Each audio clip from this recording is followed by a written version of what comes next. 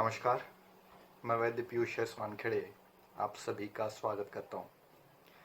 आज मैं आपको वात व्याधि और आयुर्वेद इस बारे में जानकारी दूंगा।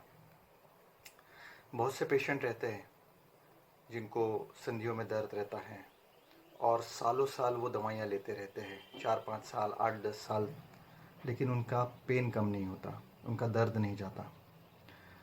तो इस तरीके के जो पेशेंट रहते हैं वात व्याधि के, उसके बारे में आपको मैं जानकारी दूंगा। तो ये एक सीरीज़ रहेगी जिसमें विभिन्न वात व्याधियों का वर्णन रहेगा, उसका उपचार रहेगा, सफल इलाज कैसे करें इसके बारे में आपको बताऊंगा। तो सबसे पहले जानते हैं संधिवात इसके बारे में।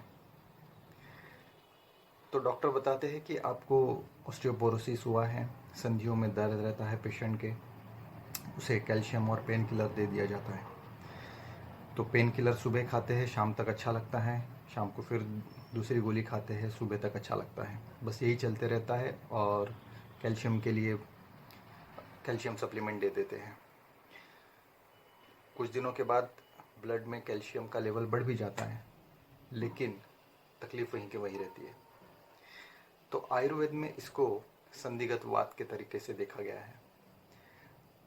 संधिगत वात में विभिन्न प्रकार के पंचकर्म किए जाते हैं, दवाइयाँ ली जाती है। सबसे पहले तो कैल्शियम का एब्सॉर्प्शन जो बोन्स में होना चाहिए, उसके लिए दीपन पाचन और अस्थि मज्जा पाचक जैसी दवाइयाँ दी जाती हैं।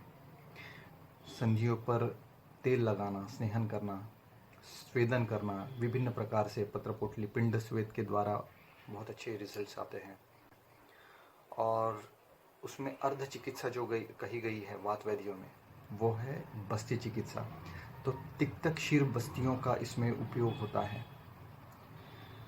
आयुर्वेद में कहा गया है कि अस्थि की उत्पत्ति यह पक्वाशय में होती है, और बस्ती जब हम देते हैं, तिक्त क्षीर बस्तियाँ जब हम देते हैं, दूध की बस्ती रहती है, तो वो अतड़ियों में जाकर, पक्वाशय में जाकर, वहाँ पे वात को शमन करके अस्थियों का पोषण सही तरीके से करता है।